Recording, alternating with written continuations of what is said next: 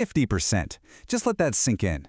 Back in 2008, the global financial system was literally brought to its knees. The market didn't just take a little dip. Over half of its total wealth was completely wiped out in a matter of months. Regular people lost their homes, their jobs, and their futures. And listen, this wasn't just some one-time isolated event. Fast forward to the 2020 COVID crash. The S&P 500 plummeted an agonizing 34%. But it didn't take months this time. No.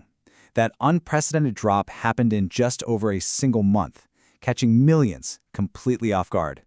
But here's the truth, the hard truth that nobody talks about on the nightly news. Those vanishing trillions, they didn't just evaporate into thin air. The money doesn't disappear. It transfers. It simply changes hands. And it moves directly from the uninformed straight to the prepared. The anatomy of a crash, when fear takes over logic.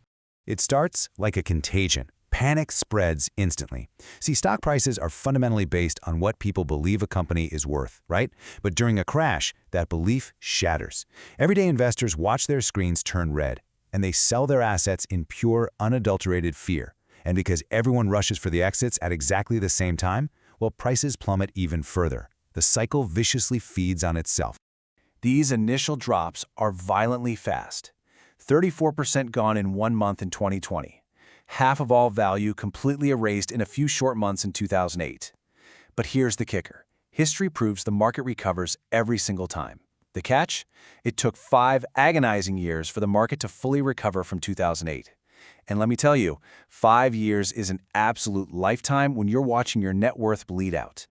The Great Wealth Transfer, the birth of new millionaires. It all comes down to this single, crucial divide. On one side, you have the panicked sellers, everyday people dumping assets in absolute terror, practically giving them away just to make the pain stop. But on the other side, the confident, wealthy investors. They aren't running away. No, they are stepping aggressively into the bloodbath, buying up high-quality assets at massive, once-in-a-decade discounts. The wealth is literally being handed over to them. The panic selling trap, the ultimate mistake. Imagine watching your life savings drop by 30% in a single week. Your survival instinct takes over. It screams at you to sell before it gets worse. It is a terrifying, gut-wrenching feeling for sure. But acting on that fear, pressing that sell button, that is exactly how you seal your fate.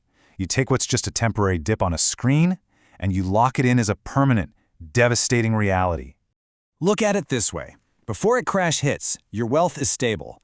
But by selling at the absolute bottom, panicked investors lock in their losses permanently. The wealth is just gone. But the patient investor who grits their teeth and stays invested, they don't just recover. They ride the inevitable upswing and come out significantly ahead just a few years later. The playbook of the wealthy, masterminds of the market. It all hinges on this one tactical move. Cash reserves. This is liquid money intentionally held back from the market, specifically to purchase high-quality assets at heavy discounts during a crash. The wealthy do not have every single dollar tied up. They stockpile cash, waiting patiently in the shadows for the exact moment the market hits rock bottom. There's an iconic rule from Warren Buffett: be greedy when others are fearful. And this isn't just some catchy quote, it is a ruthless strategy. In 2008, while the entire global financial system felt like it was collapsing, Buffett used massive cash reserves to pour billions into companies like Goldman Sachs and General Electric at rock-bottom prices. He made staggering profits simply by staying cold and calculated when everyone else lost their minds. 4 steps to protect wealth, your survival guide. Here's what you need to do. Step 1, never panic sell or you lock in permanent losses. Step 2, keep 10 to 20% of your portfolio in cash. This is your ammunition to buy discounts when the time comes. Step 3, invest consistently every single month, automatically buying more when prices are low. And Step 4, keep a strict 5-year timeline. Short-term money should never, ever be in the stock market.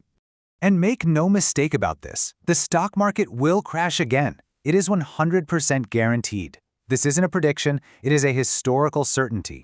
The market always has crashed, and because human psychology never changes, it always will.